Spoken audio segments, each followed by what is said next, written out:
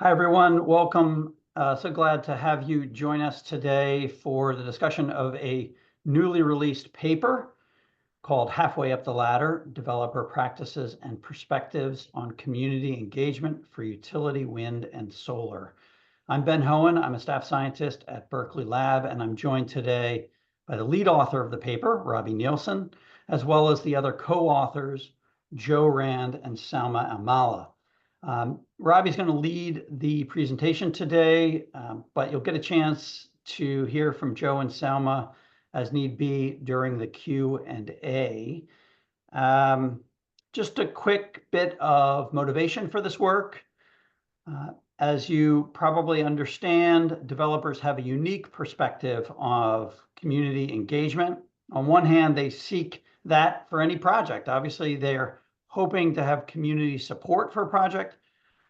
But on the other hand, they might want to be up on best practices in this rapidly changing environment as communities consider hosting large-scale wind and solar projects around the country. As Robbie will mention, we collaborated with developers to do this work because they are as curious as us as to what is happening in the industry among their peers with regards to this important subject. And importantly, this helps us as researchers connect the dot between three crucial stakeholders. One, our neighbors of wind and solar projects. We've surveyed them and released that work in the past. Developers, which you'll hear about today, and local decision makers, which we are in the process of surveying now. We'd like to thank the Wind and Solar Technologies Office of the US DOE for supporting this work. And I don't want to miss the opportunity of giving kudos to Robbie for leading this complicated project. It's been a pleasure working with her and the other researchers on this work. And finally, just so everyone is clear, we released a report of the developer survey findings in January. Those data, which are simply analyzed in that summary report, were used for the formulation of the journal paper results you'll be hearing about today. But in this analysis, Robbie dug deeper and focused on a few aspects of that work that were not as clearly focused on in the broader report. Some of you will see, if you're familiar with that work, some of you will see some slides from that, but also other new things that were the focus of the paper. We did not conduct a webinar at that time, so this gives us an opportunity to do so with this newly released journal paper and hear from you and get questions and have us answer them. So let's see, I want to advance to the next slide. So just a quick bit of housekeeping here. There we go. So as you probably noted, this webinar is being recorded, and that recording will be available. Not only that, but as well, the PowerPoint that you'll see today will be available. So no sense grabbing screenshots or anything like that. In just a few days, we'll give you all of that, and it will be posted on the link shown there, which is the link for this particular journal paper. Also, you've been joined into the webinar in mute-only mode. That was intentional, but we want to hear from you. So please search out the Q&A button at the bottom of the viewer screen. That's where you can ask questions. We do want to hear from you. Those questions will be addressed to a large extent at the end of the presentation. But if there are things that are critical, I'll be monitoring it throughout the period of Robbie's presentation and can try to answer some things then. And we do expect you to ask questions, but feel free to ask them during the presentation, and we might get to them at the end. And I guess that is it. Let me see here. I'm just going to move one more slide. This is the outline. So Robbie, I'll pass the mic to you, and I'll mute myself and turn off my camera. Take it away. Excellent. Thanks. Can you hear me okay? Or yeah, I guess. Sure can. Yes. Okay, perfect. Thank you, Ben. So hello, everyone. I'm Robbie Nelson. Thanks for joining us this morning. As Ben mentioned, there were kind of two main outputs of this work. I'm going to touch really briefly on some of the summary highlights from that fuller slide deck. It helps kind of set the context for the discussion of this paper. So I'm just going to start with a little background. The methodology applies to both of the papers, touch on those summary highlights, and then the main portion of the presentation will focus on the paper and the kind of context and literature that sits in.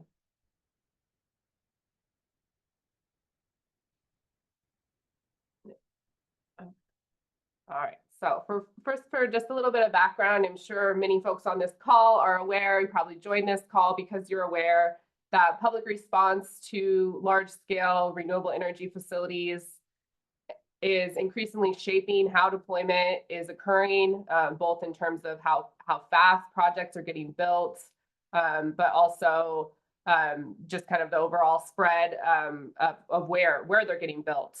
We've seen a lot of highlights in major media about different efforts to regulate or ban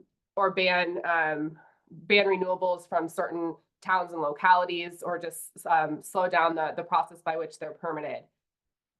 And it increasingly, and something that brought my interest to this work is, as we know, most of the large utility scale facilities are proposed in small towns in rural America. And so this one highlighting, will small towns go along? It's really a critical piece of the energy transition that we need to think about. Is kind of the regional and geographic aspects of this development. Something that we know from existing literature, and Ben touched on this briefly, both our team, but also a lot of other researchers have been studying kind of the social science, what we refer to as the social science of renewable energy siting for decades. And really primarily local stakeholders, so including those project neighbors, community members that live near projects, or local leaders. Those have really been the key focus of this literature. Sometimes developers are interviewed or considered in particular cases, but really kind of a large-scale survey of developers on these topics had not been conducted prior to this work. We think that these developers are especially important because they have extensive cross-community knowledge and experiences. So they work on multiple projects in multiple contexts and kind of understand, that helps them understand how things are different or similar across different cases. And they play really pivotal roles in actually implementing the community engagement that occurs when they are siting projects. I already kind of touched on that last bullet there, but this is, again, the focus of our survey was really on project development, the community engagement aspects of their work. So what did we do? So we, last year, started this effort to survey developers. It really started with a lot of collaboration with some industry partners to just get the contact information for these folks that work with development companies and work in these types of positions. And we conducted a web-based email survey in the spring of 2023. Like I mentioned, some of our industry partners were gracious enough to provide us some email addresses and also help us advertise for the survey. It resulted in 123 respondents. So, and the majority of these folks had their most recent experience working in the solar industry, but also quite a few had experience in wind as well. A few of those folks who had worked in both technologies actually completed the survey kind of twice for us to report on their experiences with both. So sometimes you'll see responses on the charts that total more than 123, and that's why, because some of them talked about both technologies. Together, these respondents worked at 62 unique companies, which represent approximately half of the wind and solar installed in the US in the last 8 years. The majority of the survey or all the experiences we asked them about are focused on their experience in the United States. And most of the questions we referred to sort of their experience over the last 5 years to get a sense of the recent snapshot of how the industry is functioning in these different areas. So these respondents, just to give you a little bit better sense of who they are, what they represent, they have a lot of years of experience in the industry, both greater experience in the industry and then at their current company in particular. We see that on average, wind respondents had a bit more experience. That kind of reflects the industry trends, as we all know. Something else that was pretty interesting, almost all of them had worked in many regions of the country. So I was mentioning earlier that kind of cross-community experience. We found that I think it was around 80% had checked at least 2 boxes of these broad regions of the country. So that's why we see those totals totaling up to more than 100%. Because folks were selecting more than one if they had those experiences. And then something that's really critical to note, I mean, I've been using the terms large and utility somewhat interchangeably here, but these respondents really, their dominant experience, the most recent project that they had worked on, average size for solar about 150 megawatts, and average size for wind about 250 megawatts. So especially on the solar side, this is really critical to note. These are what we might consider kind of the larger types of utility scale solar. So while there's a few experiences reported down to the 5 megawatt side on solar, the average project size of the most recent projects these folks have been working on was 150 megawatts on the solar side. So just keep that in mind, and that kind of in a way makes the comparison of the two technologies a bit more similar, in that we're talking about larger projects on both fronts. So as I mentioned, I was going to touch on a few of just the summary highlights from the report that we put out back in January. Something really critical to note at the beginning, both wind and solar are facing substantial timelines and risks of delays and cancellations. Most developers reported that their projects over the last 5 years have taken 4 to 6 years from their initial public announcement to the commercial operations date. And something I'll note, and we'll touch on later, that was from the initial public announcement. A lot of times kind of site development and prospecting for these sites starts even earlier than that. And about 20% reported that projects were taking more than 6 years for that timeline. Second, about half of projects are experiencing significant delays, and at least 30% are canceled. Something else we learned, cancellations often occur earlier in the process, and as with any industry, it's kind of expected that certain projects would no longer move forward. Something that we learned that was kind of particularly interesting is that delayed projects can be a bit more of a challenge for developers. Developers on the call won't be surprised by this, but because you're often at a later stage and kind of contracted out to do different work, and so those delays can actually almost be more costly to the industry in many cases than a cancellation that occurs kind of really early on in a project's life cycle.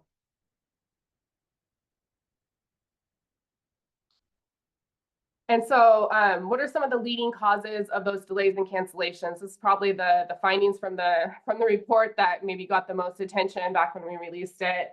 And what we really did here, just to make sure it's really clear, we asked these developers to select up to 3 options. What are the leading causes of your project's delays and cancellations over the last 5 years? And so that's, again, why the percentages here total to more than 100, because folks were allowed to select up to the top 3 causes. And we also know that some of these causes are interrelated. So our goal here was really just to get a good overall picture of what are some of the leading concerns that developers are noticing contributing to the delays and cancellations of their company's projects over the last 5 years. And we see three of these main things stand out for both delays and cancellations, that being local ordinances and zoning, grid interconnection, so transmission, and community opposition.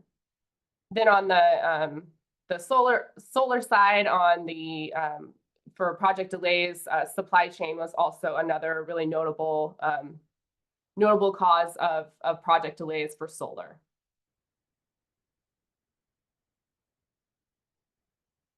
And something I just wanted to highlight really early on is kind of the focus of what we're all talking about.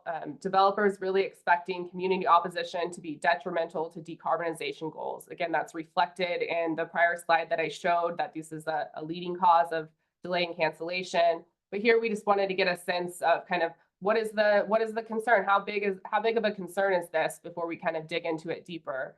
What we heard is that overwhelmingly over 80%, so about 4 out of 5 of these developers are at least moderately concerned that opposition will get in the way of decarbonization.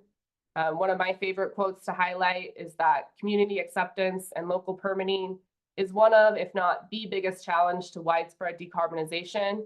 And we need all the attention we can get across government to support us on the ground.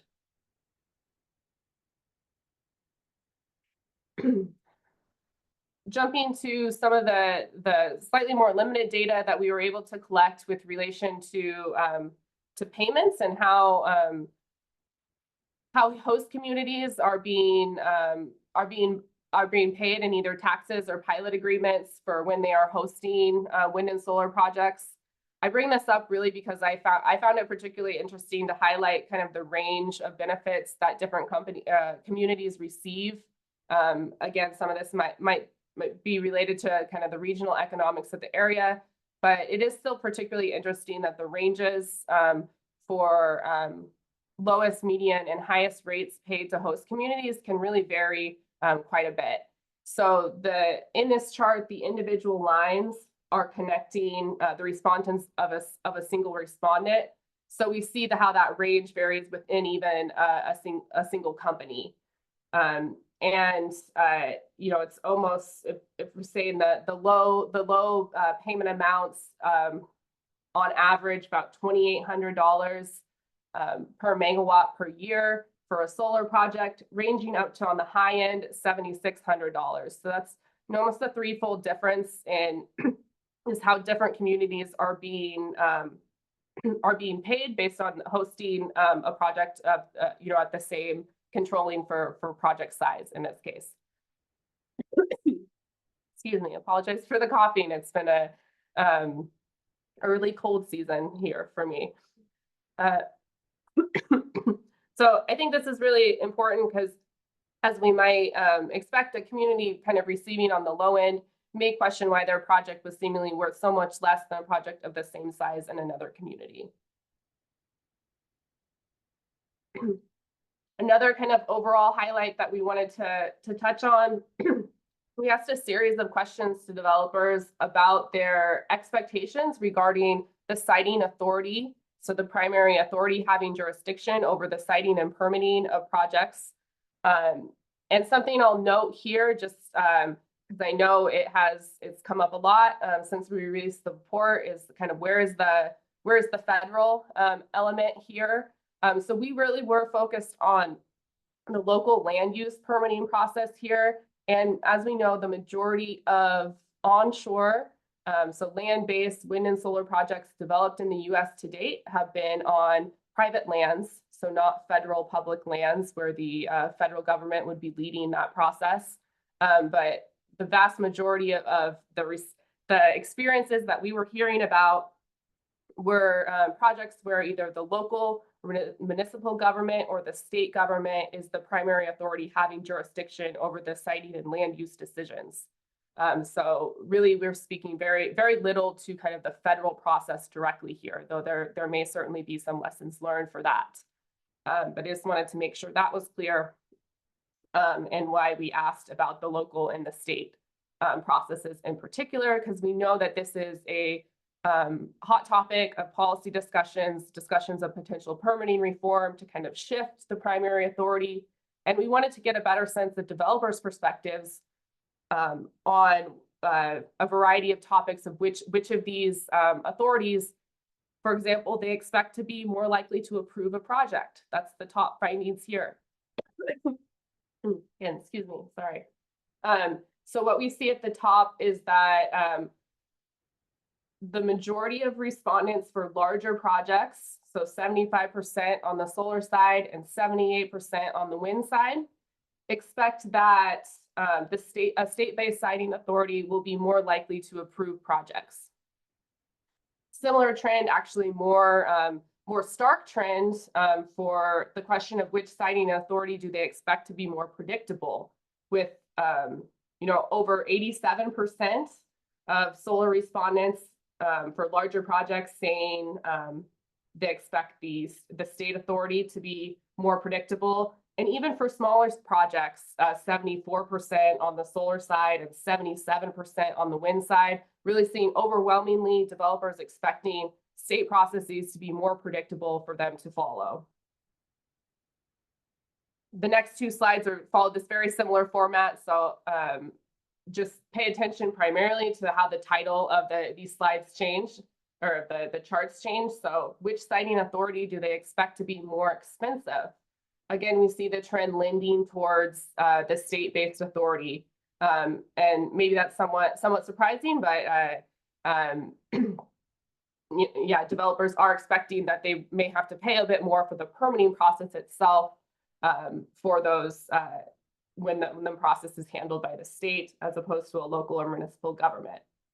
Where we see kind of the balance of this start to shift is for some of the other questions. For example, which siting authority has a more efficient timeline? This one was interesting because the balance kind of shifted between smaller projects versus large projects. We're seeing that for smaller projects, a lot of developers think that the local authority will be more efficient, while it's more of an even split for the larger projects in terms of the efficiency of the timeline. That might kind of indicate that this really kind of varies by context and state by state basis, which of these are more efficient. And we know, of course, that some states have made particular efforts to make their state authorities more efficient, while others maybe have not. Last set of findings on these kind of expectations about the siting authority. Both of these topics, so is where we see the leaning of the majority selecting the local or municipal authority. So which siting authority results in more net benefits to the community? See, a lot of people are either unsure, it's somewhere in the middle, or it depends, or leaning towards the local municipal government. So that was pretty interesting to us that developers are saying that in their experience or their expectations, at least, communities are likely to get more net benefits if the project is sited by the local or municipal authority. And also potentially, maybe relatedly, in many cases, we see they're experiencing more opposition and kind of more local involvement when the siting authority is local or municipal as well. All right, so that's the end of the kind of overall findings that I was going to focus on before I shift into talking about the paper in particular. So that'll be the next section here.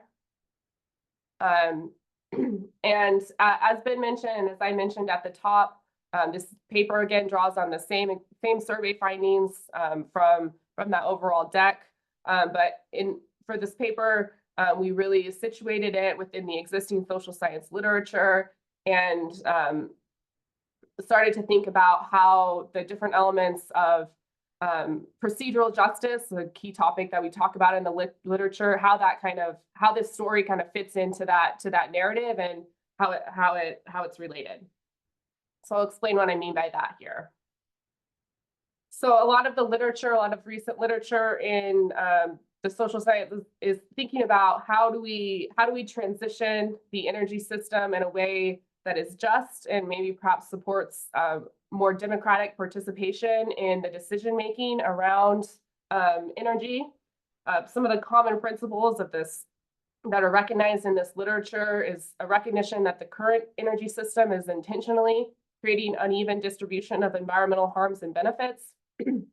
That in particular, the Global South, people of color, and low-income communities have been disadvantaged in this current energy system. And there's really a push in this literature and advocacy for a transition to renewable energy system that's also at the same time attending to some of the issues of social justice that have been ignored or disregarded in the existing or the dominant energy system of our time. And a recognition that using the same processes of an extractive economy would have the potential to reproduce those existing inequities. So it's not just about a technology shift from fossil fuel-based systems to renewable or clean, however kind you want to characterize those systems, but it's also about shifting the processes by which those are developed and the distribution of the benefits and burdens from the energy system. Obviously, a ton of literature here. We're not going to cover all of it.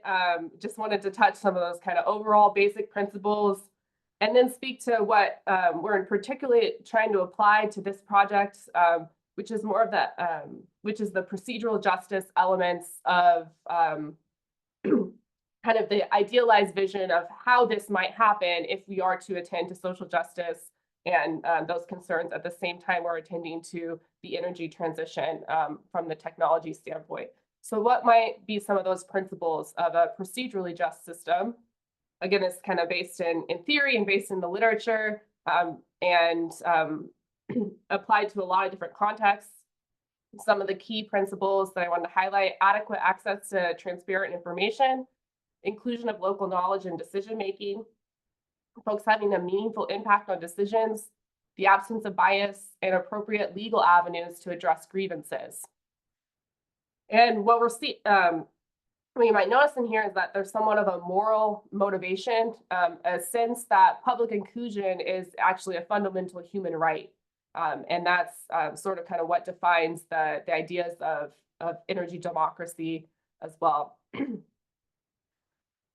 Conversely, what folks have noticed in prior literature about how the development system functions is that there's really this decide, announce, defend model that is kind of the predominant way that energy projects, large-scale infrastructure of a lot of forms are developed in the US and elsewhere, in which a project's kind of key decisions are decided prior to being announced to the public, and then they're defended against public criticism.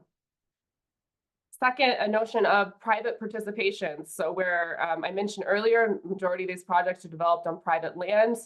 The idea of private participation is really speaking to the contrast of public participation, kind of speaking to the additional opportunities afforded to private landowners, often in this case, or equity holders in having more intimate and more direct influence over decisions than the general public.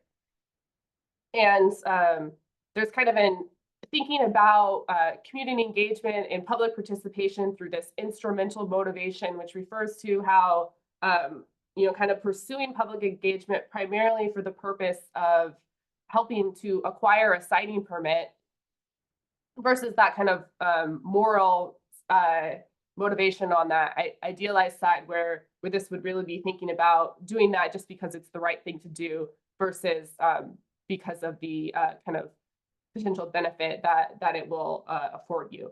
So I know these are kind of broad concepts, maybe somewhat new to folks, but really just wanted to set the stage for the type of literature that we were trying to situate these findings in and contribute to with this paper. And I think it hopefully at least spurs a lot of discussion and brings up kind of how maybe bridging a gap between kind of the theoretical social science side and the practitioner side and really starting a conversation about this. We're not pretending to have all of the answers or say that the survey tells us exactly what we should do in all this case, but really kind of highlighting that and bringing attention to these disparities between maybe what folks would describe as ideal versus reality. So one way that we did this is thinking about characterizing, like my video froze. Okay. Thinking about characterizing engagement across a ladder of engagement. This dates back to 1969 when Arnstein proposed this 8-step ladder for characterizing engagement, where the highest levels of this ladder would really be, again, in this vision, the way to get to addressing social justice through the process of community engagement. We simplify this down to a modified 5-step ladder to apply it to renewable energy and make it a little simpler for our survey. So this, and I'll share the findings from this later, but I just want to give an overview of how this question was laid out for developers and what are some of the examples as applied to renewable energy siting that we might think about. So at the top of the ladder, high engagement would be the perspective that the public should really be making all the primary decisions about renewables. That might happen through something like a ballot referendum or community ownership, direct kind of control over projects. Next, we see public recommending decisions. We have seen this in some cases, for example, where working groups get together and create really specific project recommendations or plans for their community or region about how development can proceed, but really kind of the public being driving that process and having some authority over those decisions and recommendations. The middle level is just the public providing input. That might be through things like oral testimony or written comment submission. As we go down, we see that the primary difference here and what we were trying to emphasize is the level of power or authority over decision making that is afforded to the public. So at the very bottom, kind of the no engagement, the public not even needing to be aware of projects as they're being built. That would be kind of the low bar. Again, I'll come back to this in a minute when we talk about our findings. Just wanted to lay that out as the ways that we're thinking about where we're situating these findings. Some of our research objectives. So first of all, we just wanted to better understand the current experiences with community opposition, understand what engagement practices developers are currently using, what is the impact of that engagement on project planning and design, and better understand how developers are thinking the public should be engaged, again, drawing on that slide that I just shared based on the modified Arnstein's ladder. So let's jump into this. Some of the trends in community opposition that we captured based on developers' experiences for both wind and solar, opposition is becoming more prevalent and is more expensive to address than it was 5 years ago. Most developers expecting this trend to continue and becoming even more prevalent in the next 5 years. 95% are reporting that opposition is often caused by a vocal minority. And most also agree that larger projects are more likely to encounter opposition. And developers may avoid communities where they expect opposition, but it can be difficult to predict.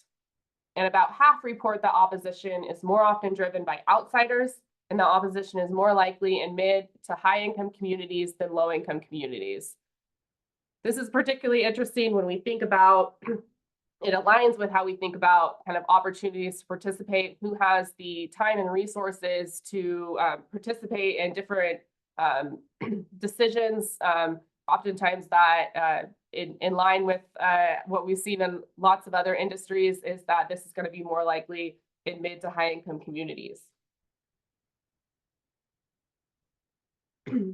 We know that developers are already using really many engagement strategies to try to engage communities as they're developing projects. For example, in almost all projects, developers saying they are presenting a local government meeting. They're holding in-person local meetings of stakeholders, hosting project open houses in communities.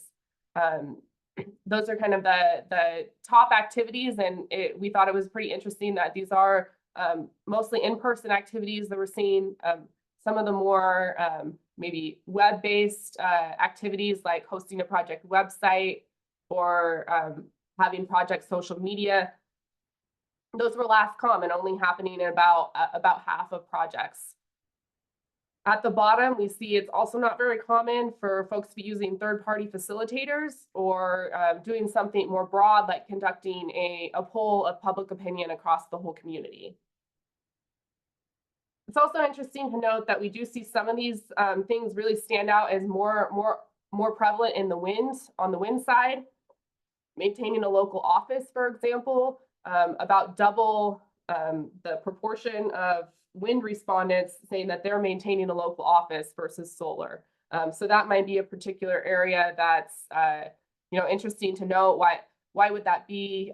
Is this related to just the longer history of kind of understanding the importance and the value of that in-person engagement for wind versus solar? Is something to think about. Also, conducting a tour of a nearby facility, more common for the wind industry than solar, from what we're seeing. However, despite really conducting a lot of these different types of engagement, and as I noted, often in-person engagement, the public announcement and thus those engagement activities that happen with the public are not happening until after site control for a project is established. So after the lands where the project will be primarily sited are either purchased or leased. So what this points to here is that decide, announce, defend strategy is typically what seems to be happening, and that developers are waiting to announce a project in a community until they know they've secured enough land to develop it. As one developer noted, there's always concern about the community finding out about a potential project before you make an announcement. Second, and I will note that our numbers here for this, our responses were a bit lower because as we might expect, folks have either less access to the information about actual costs or less willing to provide that information. So we only had about 19 responses on solar, 18 responses on wind to this question about how much they're actually spending on the community engagement expenses as a part of their total capital expenditures for a project. But the data we did get suggests that it's really quite low, with reported engagement expenses representing less than 0.1% of typical capital expenditures normalized on a per megawatt basis. So this is maybe a signal that investment in the kind of community engagement aspects of siting and permitting have been minimal compared to a lot of other project costs. Still, developers are reporting that they do often integrate community feedback into many aspects of project design, but some of those kind of changes are more common than others. Just to walk through a few of these examples to the question of how often does your company make each of the following changes in response to community feedback? On the solar side, we see the top leading or most often adopted changes are things like changing the vegetative screening plans for solar plants, excluding maybe certain properties that were originally proposed, or increasing the setback distance. Those three kind of stand out as statistically higher more often than all these other options. Things like adding neighbor compensation, community compensation, landowner compensation, those just kind of happening sometimes. And then down at the bottom, really very rare or not at all are we seeing changes like including subscription or ownership of projects. Trends are pretty similar on the wind side. Of course, some of the specifics of the technology and the changes are different. So changing turbine layout, that's at the top. And actually, we do see additional neighbor compensation added seemingly more often for wind projects than solar. Also seeing the exclusion of certain properties up there. So we thought this information would be especially useful for community members that maybe don't have a good sense of what are even the different bargaining aspects of projects that they can be thinking about that developers are often changing for projects in other communities, just to give people a better sense of what the industry is currently doing, or at least seemingly able to do in a lot of cases. Of course, we know sometimes these are subject to regulations, and developers may feel they don't have always the ability to make all of these changes, but it does just give us a good overall sense of what is currently happening. So here I am presenting the results of that question that I laid out earlier. Just really thinking about how developers are envisioning the best role of the public with relation to that 5-step Arnstein ladder that I presented earlier. And this is where we get kind of the title of the paper, kind of halfway up the ladder, in that we're seeing the vast majority of our respondents saying that the most appropriate way to engage members of the public in decisions about utility scale projects is the public provision of input. So kind of right there in the middle of this what we're referring to as the engagement ladder, or halfway up. We see, no one on the kind of public decision making, and also no one on the bottom end of that, most of the public needing not to be aware. So we thought this was a pretty telling finding, and wanted to make sure we point out some of the kind of key lessons that we learned across the survey for why developers maybe are kind of selecting this. What are some of the barriers that they're experiencing to engagement? Some of the themes around the community opposition that they're experiencing that contribute to this perspective. So a few of those that I'll note. For example, we saw a lot of developers highlighting the role and the increase in things like misinformation and organized opposition. I noted earlier developers noting, they're noticing a lot of kind of outside influence in community engagement or in community opposition, expecting that there's either outside information or actually outside individuals coming and intervening in projects as they're trying to engage. And developers noting that they themselves are often not a trusted source of information. A lot of them recognizing that and saying that, they're really kind of up against this battles in a lot of cases where they are not a trusted trusted provider of information. Some describing engagement as really an uphill battle. One quote that I don't have on there, but I wanted to note, someone noting you can be super engaged and still have a project die due to organized opposition, misinformation, and a lack of knowledge among decision makers. Next, wanted to speak to how folks brought up a kind of a combination of different regulatory barriers, so an inability for them to respond, but also sometimes a lack of industry buy-in to embrace certain concepts that communities might be asking for when they do engage. So I think this highlights something I brought up earlier, kind of that risk. When there is a lot of opportunities for engagement, people are going to ask for things, right? And sometimes the industry notes that systems are not set up for things that communities are asking for or demanding, things like bill discounts or community ownership. There's a lot of different regulatory structures that kind of prevent or don't facilitate those types of options. Developers noting we're not the utility, we don't have the ability to offer discounts. It's not an easy mechanism for us to do that. So it's hard when folks ask for that, and we feel like it's not something we can do. On the other hand, others kind of just noted a lack of interest in pursuing these things. One in particular writing, generally developers feel this, and they're referring to bill discounts. It's a ridiculous proposition, even without looking at the costs. So some folks noting that they didn't quite understand why a community thought that a bill discount would be a good idea. Finally, I just wanted to touch on economics and financing. Things like thin profit margins in the industry and a lack of incentives were other issues that developers brought up. One noting, for example, projects need to be economically competitive with projects in the surrounding area. So if one county or municipality is going to require higher taxes, their project will not be competitive, and kind of the developer will lose out and not be able to develop that project at all, and it'll get kind of priced out by a different project. All right. So wanted to just kind of touch on some of how we think this is situated in the literature and kind of provide some concluding remarks here in the last few minutes of my presentation. So discussion and implications. As I touched on, and as many of us are aware, developers really highlighted that community opposition is really a key consideration in siting. It's one of the leading causes of project delays and cancellations.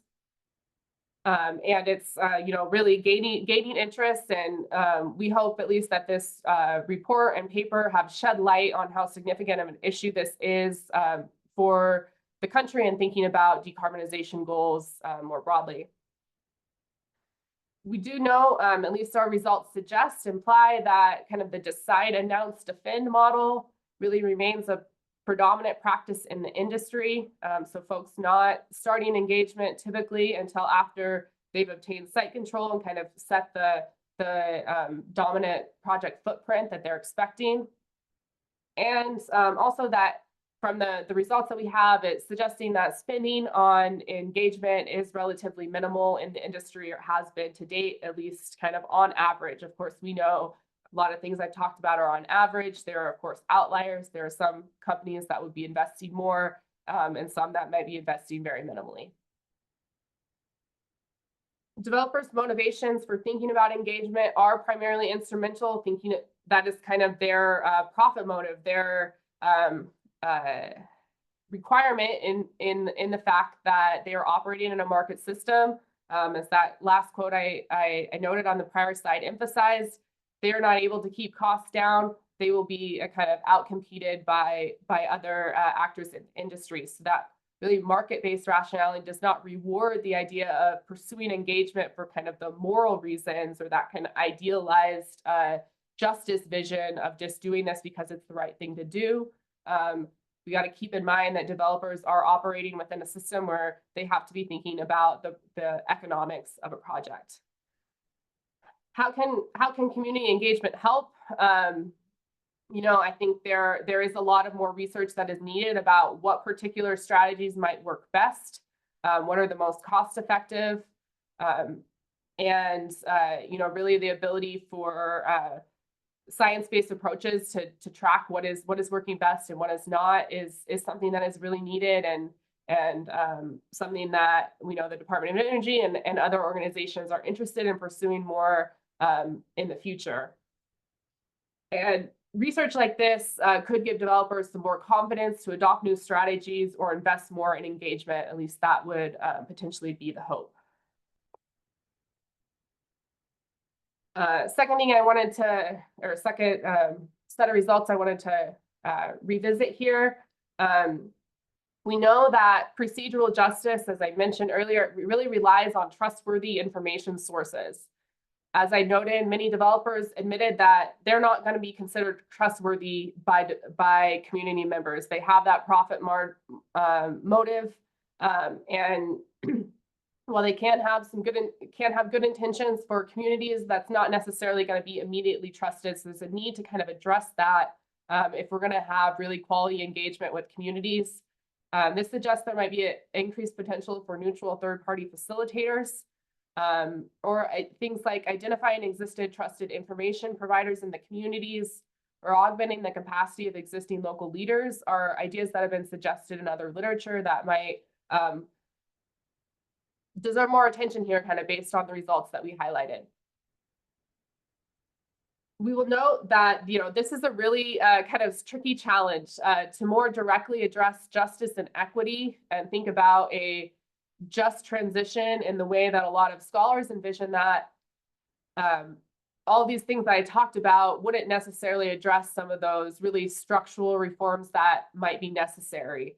Some other previous research suggests things like shared decision-making or profit sharing might improve equity outcomes. That might be, you know, it's not something we directly measured or tested here. Just wanted to bring it up as ideas that have been mentioned in prior literature that to think about if the goal was to more directly address justice and equity in this process. Wanted to touch on really kind of a final note. I've highlighted really developer perspectives here, and this one particular survey that we think sheds some light on this issue. We know, of course, that other perspectives are important. Ben mentioned at the top, our group is working on a local officials survey. We know other organizations thinking about the other different stakeholders that are really important in these discussions. So that being that really important that we don't just focus on, you know, the one voice or one kind of aspect of interested parties. We just think that's an important piece to highlight here. wanted to know, for example, there's other related initiatives. The Department of Energy is, for example, starting a technical assistance program that would help renewable energy or inform the practices of renewable energy in state and local programs. So just wanted to mention that this is one piece in a broader set of work and literature, really thinking about these issues. And yeah, we want to make sure folks are staying tuned to a lot of these other options out there. So with that, I'm going to finish things off. I wanted to, of course, acknowledge the co-authors that are here. Mention that our summary and results deck are posted on our website. This halfway up article can be reached at, I believe the links have been shared in the chat already. Of course, acknowledge our funding and other contributions from folks at DOE and other experts that provided insight and feedback. And of course, the American Clean Power Association and Solar Energy Industries Association for their support of this work and in the fact that they help facilitate our survey responses. And thanks to all of our survey respondents as well. That, I'm going to take a breath, and we have a few minutes to address some questions here. Wow, we have 7 minutes. Okay. Well, let me just apologize that there is no chance we are going to answer everybody's questions. And I will secondly say, if you've submitted a question anonymously, we have no way of getting a hold of you. Robbie's email is there. You can reach out to Robbie after this webinar with the questions that you might not have gotten answered if you want to do so. Otherwise, we'll try to step through some of these questions and see what we can give you in this short period of time. So Robbie, I will tell you, it's been a very enthusiastic group of listeners, a lot of discussion here. I want to pose maybe the toughest question for you first, which has been a theme in the Q&A. I think people are really recognizing that there's tension here between, let's say, giving the power to the community to decide everything about a project, and how projects are often developed, and the discomfort maybe in developers handing over some of that authority, and potentially the additional costs and additional time, as you mentioned in your notes there.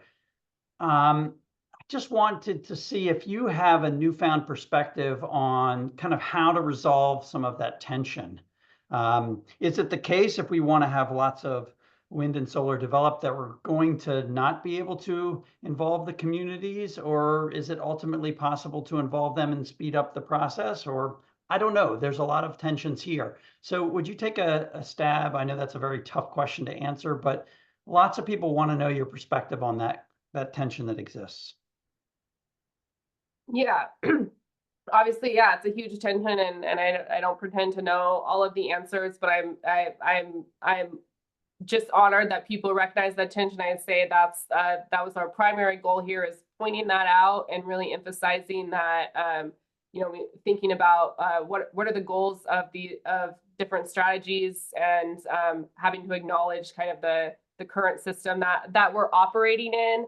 That's why we really tried to think about in the discussion, some of the steps that could be taken within the existing structure. And I mentioned, things like drawing on, augmenting the capacity of local leaders, and really thinking about communities as partners really early on.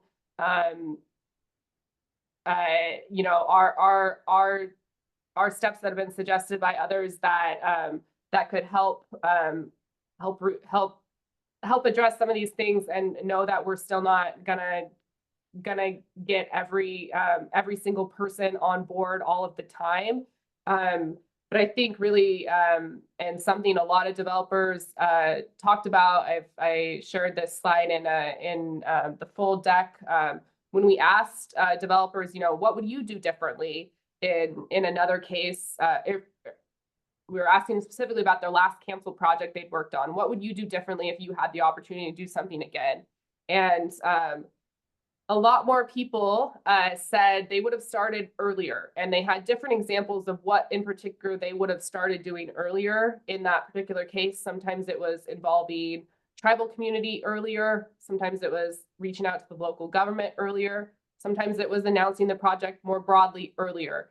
But more people responded with that than there were a few that said they felt like they started too late, right? And no, they felt like they started too early. And that led to more opportunities for opposition. I think that was the minority kind of opinion that, that they were starting too early. So really thinking about that timing and what opportunities there are to kind of engage a broader conversation before a really particular and specific project is proposed. My colleagues Salma and Joe here wrote another paper that highlighted that after the leases are signed, it's a done deal, and that really kind of shuts down. Kind of announcing late really kind of shuts down those opportunities to kind of have a broader conversation and get a sense of people's ideas before they kind of feel like decisions have already been made without them. So yeah, those are just a couple of things I would highlight.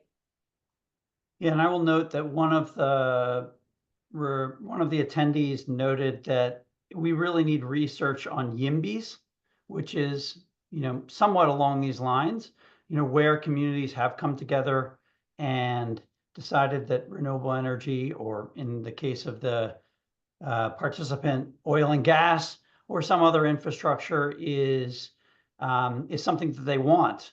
And of course, there are going to be different opinions in the community in general, but looking into scenarios where there have been projects that have used some of the techniques that you just mentioned and seemingly been effective is something that we need more of, and we would entirely agree. I'll just quickly also note that there is ongoing research funded by the Solar Energy Technologies Office doing some of the things that Robbie mentioned. We need good empirical research on what seems to be successful and what seems to not be successful. That is work that will take place over the next 3 years. We're involved in some of that work and others as well. That's called SEEDS4, SEEDS4, if you want to search for it. A number of the other researchers are noted there, and that hopefully will give us some of the answers we are seeking.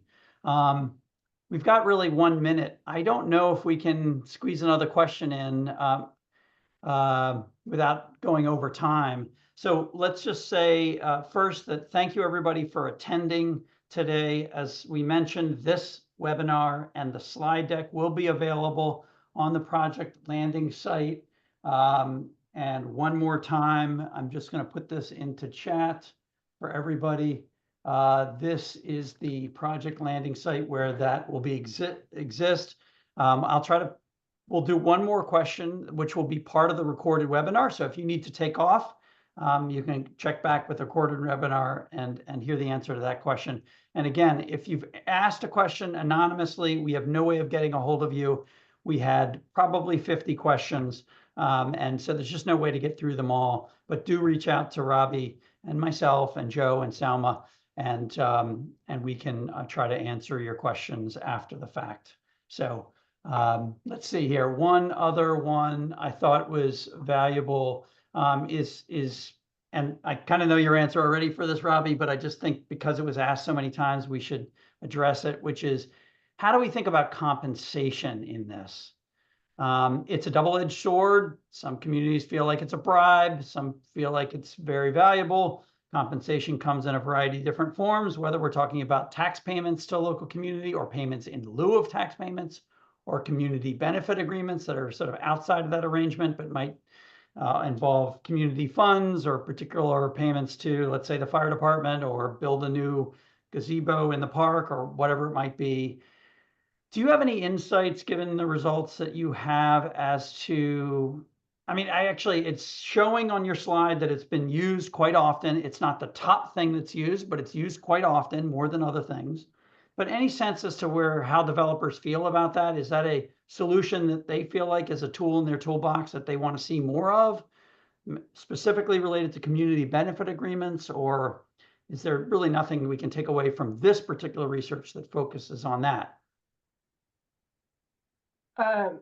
Sorry, you lost me a little bit there in exactly what you were What I'm asking what you for? asked about the community benefits in the form of tax payments and or pilots. Yeah, I'll ask it again. So community compensation comes in a variety of different forms, right? Right. So there's tax payments, there's payments in lieu of taxes, there's individual leases paid to landowners, there might be neighbor payments. There's also a community benefit agreement, which is becoming more commonly used as an enforceable agreement with the community that allows them to say, well, if we're going to get compensation, this is how we want to use it. That's usually outside of the taxing structure. Yeah. Okay.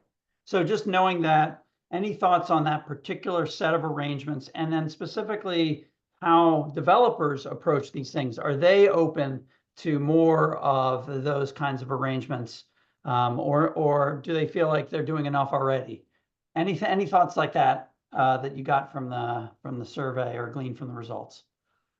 Well, I think I think a lot expressed that they feel kind of stuck in a position where they're having to constantly calculate and think about how far they can go in this particular project, and will that if they go a little bit farther, will that kind of shift the economics to where another project, maybe a project in the same town or next town over, kind of maybe a project that's competing for that same transmission capacity, will be kind of able to outcompete. I think they a lot of times feel in kind of that in that tough spot there, and feel that a lot of their opportunities for benefits are kind of structured by how what's required at either the state or local level. So I don't have much more to say on that, but I will note that the primary way that we've heard the primary benefit and thing that individuals and community members recognize as a benefit is kind of those private payments to local landowners. And most community members, and whether this is kind of true across all cases or not, but the general perception is that the primary people benefiting economically from these projects within the community are the local landowners, or the landowners that might be getting lease payments or selling their lands. And that is kind of heightening potential inequalities within community inequalities, as it's kind of potentially most available to the families that own the most land, maybe already kind of have a higher economic benefit over other community members. So I think we really have to think about the within community inequality with that, and how we might think about if broader benefits are being provided, how is that kind of publicly made available, and how is that information getting out to people? How are people seeing that impacting their everyday lives, so that is kind of emphasized equally as the kind of private landowner payments. So I guess that's just the other thing I wanted to touch on there. That's great, Robbie. Thank you so much. Really applause to you in pulling all this very complicated information together and providing such a well-balanced summary of these results. I look forward to all the future work we're doing together and others are doing in this area, and providing more context to everything that we found initially. So I guess that's it. We'll leave it there. Nice